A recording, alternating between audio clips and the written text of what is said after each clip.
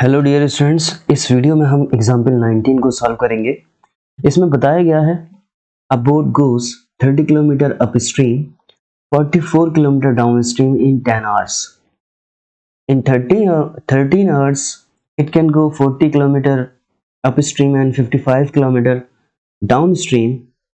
Determine the speed of the stream and that of the boat in still water. तो जैसे कि मान लेते हैं एक रिवर बह रही है, ठीक है, स्ट्रीम उसका फ्लो है ये, और स्ट्रीम का डायरेक्शन अगर हम सपोज करें कि वो इस डायरेक्शन में है और हमारी जो बोट है उसका डायरेक्शन मान लेते हैं वो इसके जस्ट ऑपोजिट में है, ठीक है। तो इस केस में होगा क्या, इस केस में जो स्पीड आएगी वो हम अप स्ट्रीम में मानेंगे, ठीक है। अप स्ट्रीम का मतलब आप समझ जाइए कि जब ये बोट और स्ट्रीम एक दूसरे के ऑपोजिट डायरेक्शन में होते हैं।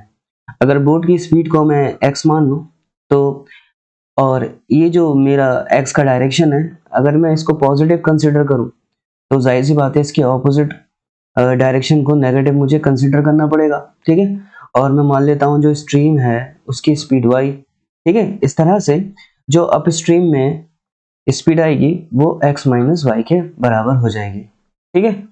अगर हम बात करें डाउन स्ट्रीम की, ठीक है, अब हम सपोज करते हैं कि हमारी जो बोट है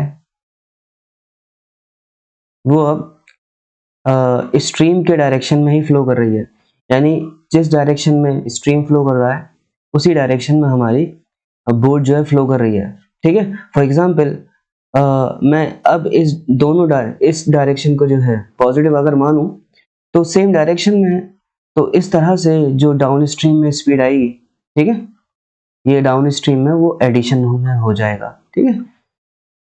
तो ये थोड़ा वेक्टर का मामला है यहाँ पर, जो 11th क्लास में आप पढ़ोगे जाकर, ठीक है, कि सेम डायरेक्शन में जो वेक्टर्स होते हैं वो ऐड होते हैं, ऑपोजिट में माइनस हो जाते हैं, ठीक है। बहरहाल अप स्ट्रीम में हमारी स्पीड इस वजह से यहाँ पे माइनस में ली गई है और सेम डायरेक्शन में फ्लो करने की वजह से यहाँ डाउन स्ट्रीम में हमने इन दोनों को पॉजिटिवली लिया है, ठीक है।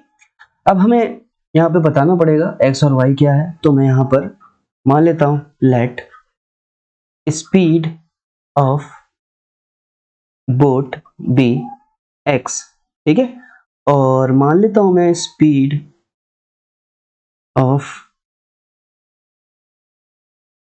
स्ट्रीम बी y, ठीक है। इसके बाद हम क्या करते हैं, इसके बाद आप देखोगे कि हम यहाँ पे एक फॉर्मूला इस्तेमाल करने वाले हैं, और आपको याद होना चाहिए कि स्पीड का फॉर्मूला होता है डिस्टेंस अपॉन टाइम। तो इन केस ऑफ अपस्ट्रीम की अगर मैं बात करूं, ठीक है, तो यहाँ स्पीड क्योंकि अपस्ट्रीम में x माइनस वाई मैंने ली है, और डिस्टेंस आप देखोगे अपस्ट्रीम में 30 किलोमीटर है ना, ये 30 किलो हमारा ये डिस्टेंस है, डिवाइड बाई हमें टाइम नहीं बताया गया है, तो मैं यहाँ पे टाइम सपोज करूंगा t1, ठीक है। अब यहाँ से मैं t1 के रेस्पेक्ट में अगर t1 और x माइनस वन को एक दूसरे से रिप्लेस कर दूं तो कुछ इस तरह से लिखा जा सकता है, और इसको इक्वेशन 1 मान लेता हूं मैं। तो अब हम बात करते हैं in case of down stream. तो डाउन स्ट्रीम में क्या हमने स्पीड ली है x प्लस वाई, ठीक है, और आप देखोगे डाउन स्ट्रीम में जो हमारी स्पीड है वो है 44 किलोमीटर, और इसका भी टाइम नहीं दिया है तो मैं t2 मान लेता हूं, ठीक है। और t2 की वैल्यू यहाँ से हम t2 के रेस्पेक्ट में अगर लिखना चाहें तो मैं t2 की जगह पर x प्लस वाई लिख दिया है, ठीक है। जस्ट मैंने इसको और इसको एक दूसरे से रिप्लेस किया है, ठीक है। फिर ये जो 10 आवर्स हैं ये असल में दोनों का टाइम मिलाकर, यानी t1 प्लस t2 हमारे पास कितना है, वो 10 आवर्स के बराबर है, ठीक है। तो अब मैं करूंगा क्या, करूंगा ये कि t1 की जगह पे मैं रखूंगा 30 upon x minus Y, plus t2 की जगह पर रखूंगा मैं 44 अपॉन x प्लस वाई, और ये 10 के बराबर होगा, ठीक है। तो इसको मैं कैपिटल A इक्वेशन में सपोज कर लेता हूं, ठीक है। अब मैं दूसरी कंडीशन पे आता हूं जो हमारी आगे की लाइन में दी गया है कि 13 आवर्स 13 आवर्स में अप स्ट्रीम का जो डिस्टेंस है वो 40 किलोमीटर एंड डाउन स्ट्रीम का जो डिस्टेंस है वो 55 किलोमीटर है। ठीक है, और इसमें T1 T2 अब 13 आवर्स के बराबर हो गया। ठीक है, तो now in other case of up stream, ठीक है, जिसमें हमारी स्पीड जाहिर सी बात है हमने x-y माना है और उसमें अप स्ट्रीम में 40 किलोमीटर वो जाता है और T1 स्टिल हमें मालूम नहीं है, तो T1 के रेस्पेक्ट में हम इसको बनाना चाहें तो कुछ इस तरीके से मैं लिख सकता हूं और इक्वेशन इसको थर्ड सपोज कर लेता हूं। ठीक है, और डाउन स्ट्रीम के केस में मैं मान लेता हूं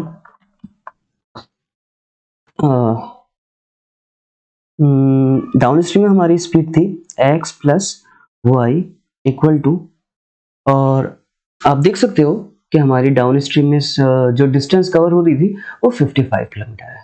ठीक है, तो हम यहाँ पे लिखेंगे डिस्टेंस अपॉन टाइम। टाइम तो हमें एग्जैक्टली मालूम नहीं है डाउन स्ट्रीम का, मगर टोटल टाइम हमें पता है। तो यहाँ पे जैसे मैंने T1 के रेस्पेक्ट में इक्वेशन बनाई थी ऊपर वाली, ऐसे मैं यहाँ पर भी बना लूंगा।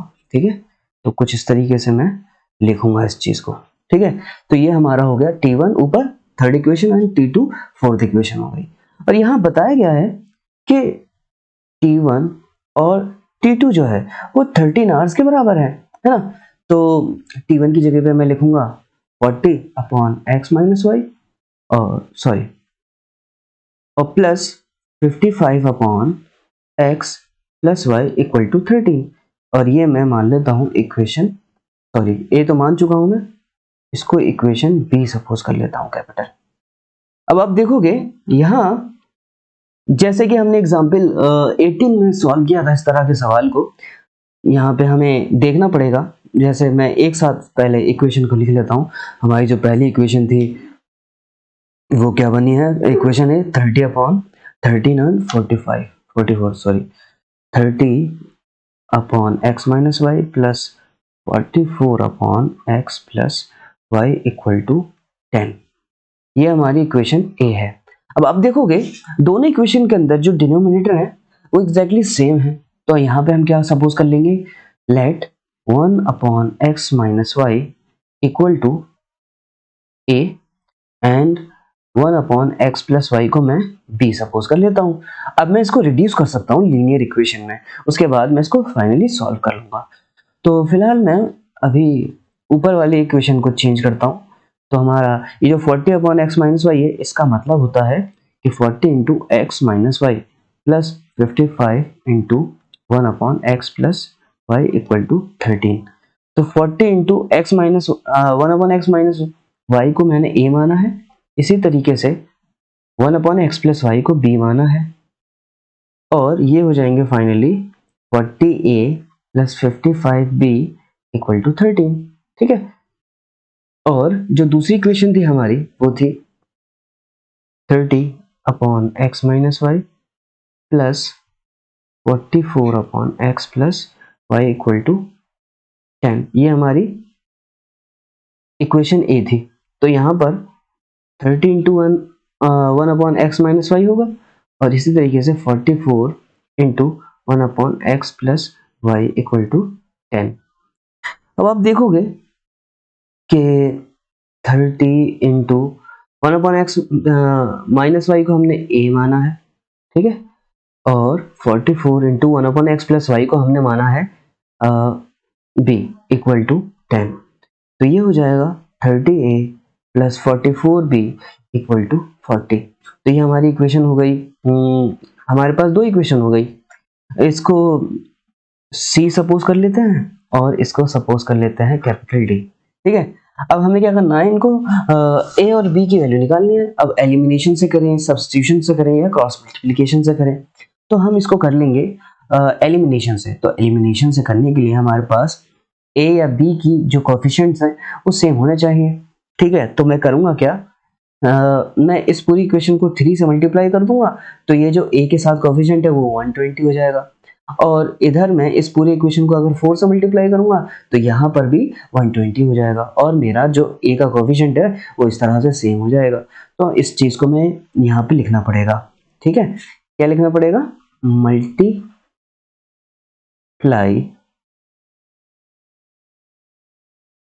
इक्वेशन c बाई 3 एंड ये जो इक्वेशन d है इसको हम मल्टीप्लाई कर लेते हैं 4 से।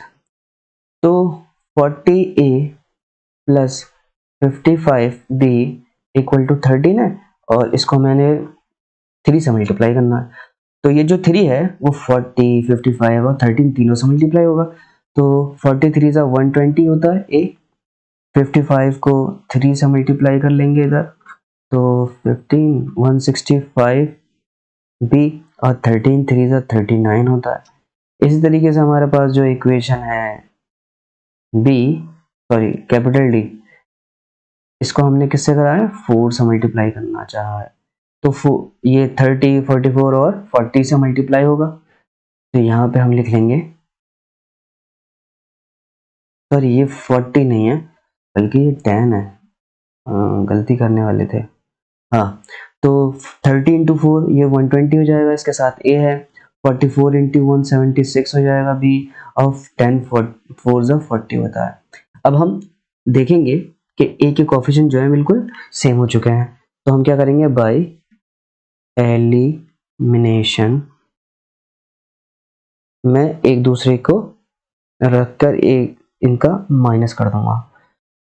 तो एग्जैक्टली इसके नीचे मैं दूसरी इक्वेशन लिखूंगा 176b इक्वल टू 40 और हम क्या करते हैं?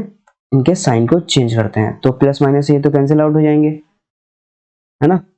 और यहाँ पे 165 और माइनस 176 है ना।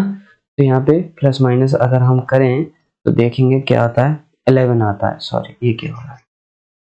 तो 11 आएगा और 176 माइनस का, इसलिए माइनस का आएगा यहाँ पर।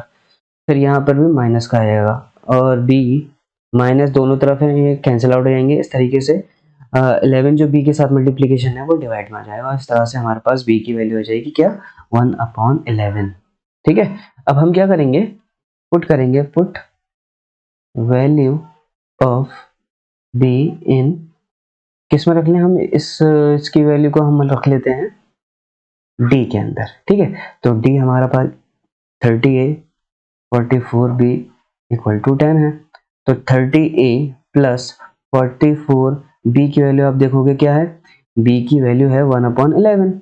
ठीक है, तो 11 4 जा 44 होता है। तो 30a प्लस 4 इक्वल टू 10 बचेगा यहाँ पे।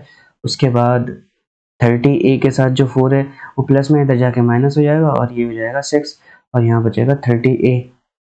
a की वैल्यू निकालनी है तो उसके साथ जो 30 है मल्टीप्लीकेशन में इधर आके डिवाइड हो जाएगा और ये हो जाएगा 1/5। तो आपने देखा a की वैल्यू जो है हमारे पास 1/5 आ चुकी है। ठीक है, तो हमने माना क्या था? a और b को किसके बराबर माना था हमने?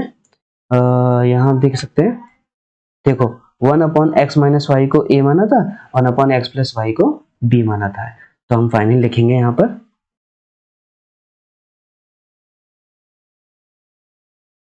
therefore 1/x minus y equal to a, 1/x minus y equal to a की वैल्यू क्या है? 1/5 है। तो देखिए डिनोमिनेटर दोनों न्यूमरेटर जो है दोनों में सेम है, तो हम इसको एज इट इज यहाँ पे लिख सकते हैं। ठीक है, इस तरीके से 1/x प्लस वाई को b माना था, 1/x plus y x plus, sorry क्या हो रहा है, इक्वल टू ये b की वैल्यू 1/11 आ चुकी थी। यहाँ पर भी हमारे पास जो न्यूमरेटर है वो सेम है, तो हम क्या करेंगे? सीधे सीधे डिनोमिनेटर को इस तरह से लिख देंगे। अब यहाँ पर दोबारा एलिमिनेशन करना पड़ेगा, तो यहाँ पे मल्टीप्लाई करने की जरूरत नहीं है क्योंकि y और x दोनों के कोएफिशिएंट सेम है। तो बस हम एलिमिनेशन में कुछ इस तरीके से करेंगे, बाय एलिमिनेशन। अगेन हम एलिमिनेशन कर रहे हैं, तो x minus Y equal to 5 है और x plus Y equal to 11 है। तो दोनों को हम ऐड कर देंगे, यहाँ पे साइन चेंज करने की जरूरत नहीं क्योंकि ऑलरेडी यहाँ पे y कैंसिल आउट हो रहा है और x 2x हो जाएगा, 5 प्लस 11 हो जाएगा 16 और यहाँ से x की वैल्यू हो जाएगी